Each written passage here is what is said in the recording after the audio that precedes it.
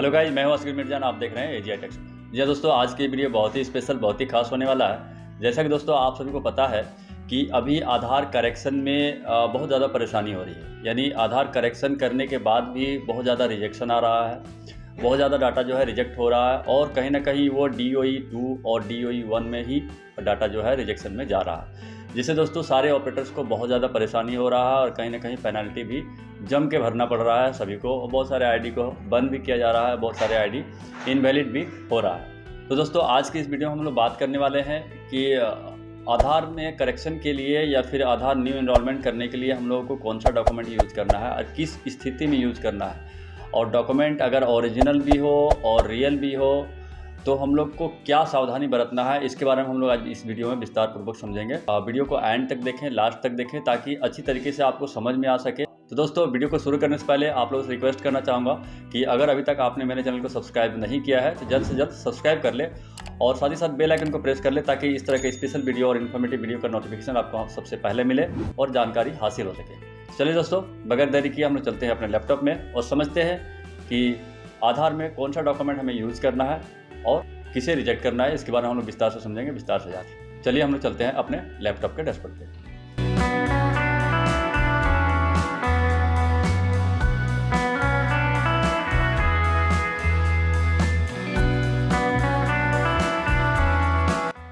तो गाइस आप देख सकते हो हम लोग आ चुके हैं अपने लैपटॉप के डैशबोर्ड में। तो दोस्तों सबसे पहले मैं आप लोगों को इन्फॉर्मेशन देना चाहूँगा कि डॉक्यूमेंट आप हमेशा ओरिजिनल स्कैन करें। जैसा कि दोस्तों बर्थ सर्टिफिकेट में भी PDF आता है, ई वोटर कार्ड में भी PDF आता है, ई पैन कार्ड में भी PDF आता है। तो इस कंडीशन में आप PDF को अपलोड कर सकते हो। लेकिन यहाँ पे एक और है पॉइंट वाली बात। जैसा कि दोस्तों बहुत सारे लोग ऐसे करते हैं कि अगर मार्कशीट उनके मोबाइल में है या मार्कशीट उनका PDF में पड़ा हुआ है तो उसको भी अपलोड कर देते हैं। तो दोस्तों इस तरह के डॉक्यूमेंट से बचे, इस तरह के डॉक्यूमेंट को आप यूज ना करें। अपने पास कुछ डॉक्यूमेंट का लिस्ट आया है, हमारे एक ऑपरेटर साथी ही हमें भेजे हैं। मैं उनको सबसे पहले थैंक यू कहना चाहूँगा, क्योंकि हमारे AGI tech support WhatsApp group में बहुत सारे ऑपरेटर्स जुड़े हुए हैं जो हमारे प्राइम मेंबर्स हैं, और पूरे इंडिया के अच्छे अच्छे ऑपरेटर हमारे व्हाट्सएप ग्रुप में अवेलेबल है, जिनके पास बहुत सारे इन्फॉर्मेशन आता रहता है। तो उनके ज़रिए हमें भी ये देखने को मिल जाता है और सीखने को मिल जाता है कहीं ना कहीं, और हमें एक टॉपिक, एक कंटेंट बनाने में हेल्प मिल जाती है। तो गाइस आप यहाँ पे देख सकते हो एक डॉक्यूमेंट लिस्ट है। इसमें साफ तौर पर दोस्तों लिख रहा है दिए जाने वाले समस्त दस्तावेज ओरिजिनल ही लेने होंगे, व्हाट्सएप अथवा फोटोकॉपी स्वीकार नहीं किए जा सकते। ठीक है, तो इस तरह के डॉक्यूमेंट से आपको बचना है। यहाँ पे दोस्तों देख सकते हो पैन कार्ड लिखा है और ये पैन कार्ड का आपका सैंपल है। ठीक है, उसके बाद दोस्तों यहाँ पे आप देख सकते हो लिख रहा है यदि पैन कार्ड पर लिखी जन्मतिथि आधार कार्ड पर लिखी जन्मतिथि से समान हो तो आधार धारक का स्वयं का नाम, सरनेम आंशिक रूप से संशोधन या जोड़ना हटाना किया जा सकता है। ठीक है, किंतु जन्मतिथि भिन्न होने पर नहीं किया जा सकता है। यहाँ समझने वाली बात है कि अगर आपके पैन कार्ड में डेट ऑफ बर्थ मैच कर रहा हो आधार के साथ, तभी आप नेम करेक्शन कर सकते हो, वो भी माइनर करेक्शन कर सकते हैं। फुल नेम चेंज करना अलाउड नहीं है, नेम करेक्शन कर सकते हैं। जैसे टाइटल है तो टाइटल चेंज कर सकते हैं, ऐड कर सकते हैं, हटा सकते हैं, जोड़ सकते हैं। ठीक है, उसके बाद नीचे लिख रहा है दोस्तों आधार पर पिता का नाम, सरनेम या जन्मतिथि का परिवर्तन पैन कार्ड से नहीं किया जा सकता है। तो कहने का मतलब है कि आप एड्रेस प्रूफ पैन कार्ड को यूज नहीं कर सकते हैं। ठीक है, अब दोस्तों यहाँ पे लिख रहा है जिस पैन कार्ड पर फोटो ना हो वो मायने नहीं होगा, यानी माइनर जो पैन कार्ड बनता है उसमें फ़ोटो नहीं होता है। ठीक है, तो उस पैन कार्ड को हम लोग यूज नहीं कर सकते हैं प्रूफ ऑफ आइडेंटिटी के लिए, क्योंकि आईडी प्रूफ में हमेशा फ़ोटो होना चाहिए। एक चीज़ दोस्तों आप लोग हमेशा ध्यान रखेंगे कि कोई भी आइडेंटिटी प्रूफ में अगर फ़ोटो ना हो तो वो वैलिड नहीं है, वो मायने नहीं है। ठीक है, जैसे बहुत सारे ऐसे मार्कशीट होते हैं जिसमें फ़ोटो तो रहता है लेकिन वो फ़ोटो साफ़ सुथरा दिखता नहीं है, क्लियर दिखता नहीं है। उस कंडीशन में मार्कशीट को भी अलाउड नहीं है, उस मार्कशीट को भी आप स्कैन करके अपलोड नहीं कर सकते हो, उसे भी नेम करेक्शन आप नहीं कर सकते हो। ठीक है दोस्तों, इस डॉक्यूमेंट वाली PDF का लिंक मैं अपने डिस्क्रिप्शन बॉक्स में दे दूंगा। आप चाहे तो डिस्क्रिप्शन बॉक्स से डाउनलोड करके इसको प्रिंट आउट करके अपने सेंटर पे आप चिपका सकते हो, चस्पा कर सकते हो, कोई दिक्कत नहीं है, ताकि इसमें पब्लिक को भी आसानी होगी समझने में और आपको भी समझाने में आसानी होगी। ठीक है दोस्तों, एक चीज़ आप ध्यान रखेंगे, ये जो PDF होगा दोस्तों वो पासवर्ड प्रोटेक्टेड होगा, और वो जो पासवर्ड होगा दोस्तों ये वीडियो में ही आपको मिलेगा। ठीक है, इसलिए एक चीज़ ध्यान रखेंगे, आपको सावधानी से वीडियो देखना है ताकि आपको ये PDF का पासवर्ड मिल सके। अब दोस्तों हम लोग नेक्स्ट में आएंगे। यहाँ पे दोस्तों देख सकते हो लिख रहा है प्राण कार्ड। ठीक है, यानी शासकीय कर्मचारी है। यहाँ पे दोस्तों देख सकते हो ये प्राण कार्ड का सैंपल है। उसके बाद दोस्तों ये डिस्क्रिप्शन में लिख रहा है, यहाँ पे देख सकते हो, यदि पैन कार्ड पर लिखी जन्मतिथि आधार कार्ड पर लिखी जन्मतिथि समान हो तो आधार धारक का स्वयं का नाम सरनेम में आंशिक संशोधन जोड़ना हटाना किया जा सकता है, किंतु जन्मतिथि भिन्न होने पर नहीं किया जा सकता है। ठीक है, यानी साफ तौर पर लिख रहा है कि अगर आपका डेट ऑफ बर्थ मैच कर रहा हो आधार और पैन कार्ड में तो आप नेम करेक्शन कर सकते हो, कोई दिक्कत नहीं है। उसके बाद दोस्तों नीचे लिख रहा है, यदि पैन कार्ड पर लिखा नाम आधार कार्ड पर लिखे नाम से समान हो तो आधार धारक की जन्म तिथि को भी संशोधन किया जा सकता है, किंतु नाम में भिन्नता होने पर नहीं किया जा सकता है। यहाँ साफ लिख रहा है कि अगर डेट ऑफ बर्थ मैच कर रहा है तो आप नेम करेक्शन कर सकते हो, और अगर नेम मैच कर रहा हो तो पैन कार्ड से आप DOB भी करेक्शन कर सकते हो, कोई दिक्कत नहीं है। तो यहाँ पर हमें एक अच्छी जानकारी मिली कि पैन कार्ड से हम लोग DOB भी करेक्शन कर सकते हैं। ठीक है, उसके बाद दोस्तों नीचे आ रहा है, यहाँ पर देख सकते हो, आधार पर पिता का नाम सरनेम का परिवर्तन पैन कार्ड से नहीं किया जा सकता है, नाम व जन्मतिथि में एक साथ संशोधन नहीं किया जा सकता है। यानी आप पैन कार्ड को एड्रेस प्रूफ यूज नहीं कर सकते हो, और साथ ही साथ यानी कि आप नाम और जन्मतिथि एक साथ आप सुधार नहीं कर सकते हैं पैन कार्ड से। ठीक है, अब गाइस हम लोग जानेंगे कि फुल नेम चेंज के लिए हम लोगों को क्या करना होता है। सबसे पहले दोस्तों यहाँ पे देख सकते हो गैजेट नोटिफिकेशन, यानी पूरा नाम चेंज करने के लिए आपको गैजेट नोटिफिकेशन बनवाना होगा।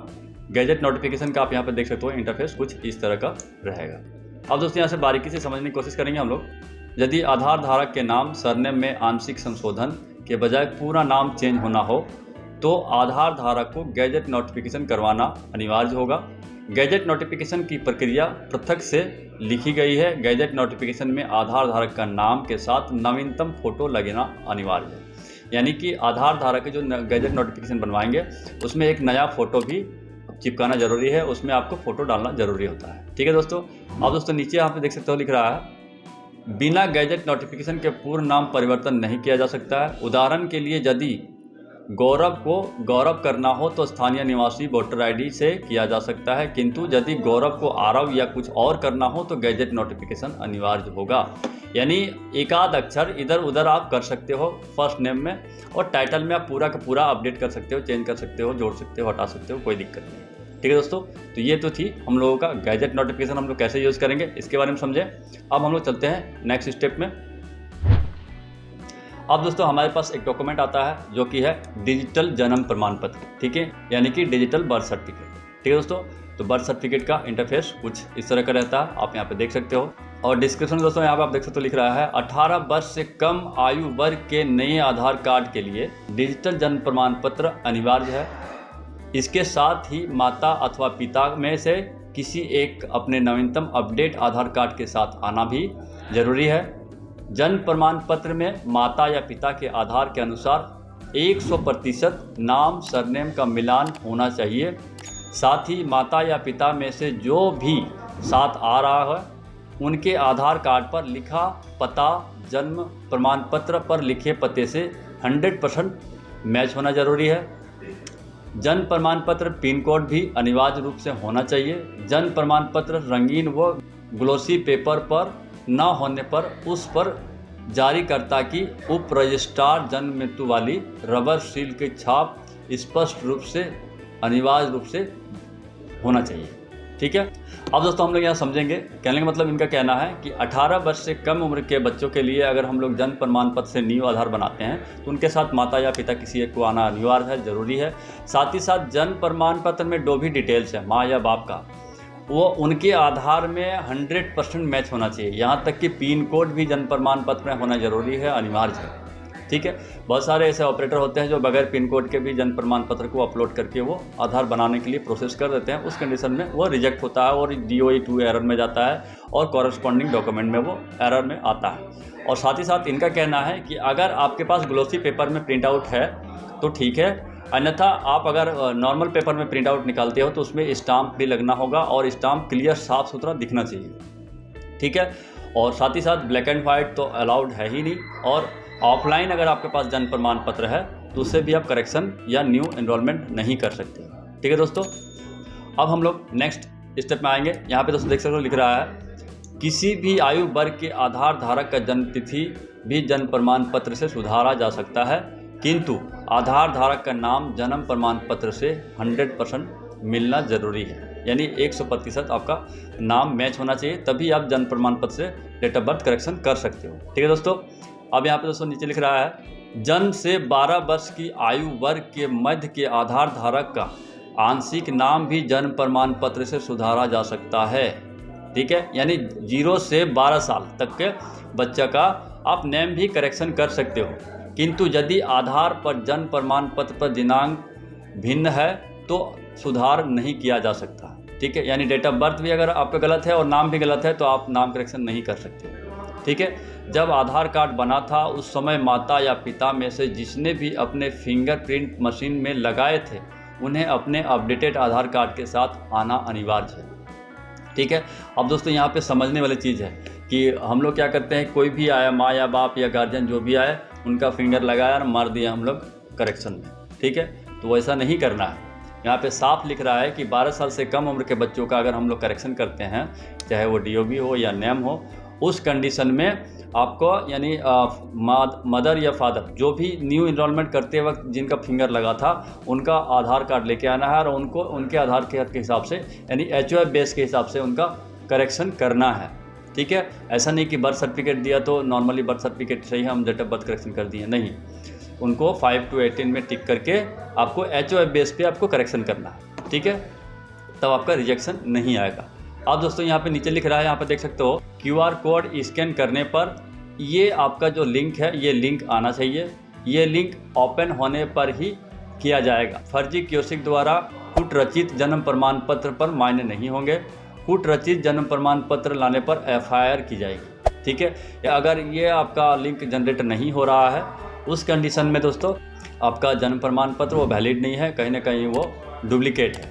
ठीक है दोस्तों, उसके बाद दोस्तों आप कहेंगे ये लिंक तो जनरेट होता ही है, इसके बाद समझ में नहीं आता है कि वो लिंक ओरिजिनल है या डुप्लीकेट। ठीक है, तो मैं यहाँ पे आपको थोड़ा सा दिखाना चाहूँगा कि ओरिजिनल बर्थ सर्टिफिकेट का लिंक कैसा जनरेट होता है। ठीक है, तो यहाँ पे दोस्तों आप देख सकते हो मैंने AGI टेक सपोर्ट वाले ग्रुप में मैंने इन्फॉर्मेशन डाला था अपने मेम्बर्स के लिए। यहाँ पे दोस्तों देख सकते हो GOV इन के बाद यानी /CRS/वेरीफाई सर्टिफिकेट, उसके बाद क्वेश्चन मार्क का ID इक्वल टू ये, यानी कि ये जो आपका लिंक जनरेट हो रहा दोस्तों ये आपका ओरिजिनल है। ठीक है, उसके बाद नीचे दिए गए देखो सेम टाइप का आप देखने को मिल जाएगी।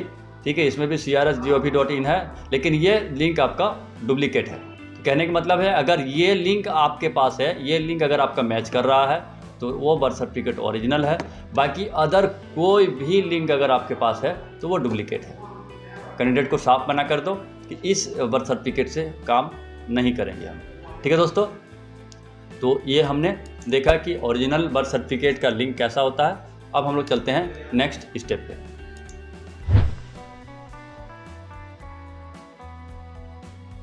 यहाँ तक हम लोग अच्छी तरीके से समझ गए, तो उम्मीद करता दोस्तों कि आज की ये वीडियो आप लोगों को पसंद आया होगा। अगर आपको वीडियो पसंद आए तो लाइक ज़रूर कर दें, साथ ही साथ इस वीडियो को अपने लोकल ग्रुप में शेयर कर दें ताकि और भी आधार ऑपरेटर्स को इसमें हेल्प मिल जाए। तो दोस्तों आज के इस वीडियो को हम लोग यहीं पे समाप्त करते हैं। मिलते हैं एक अच्छी वीडियो के साथ, तब तक के लिए जय हिंद, टेक केयर एंड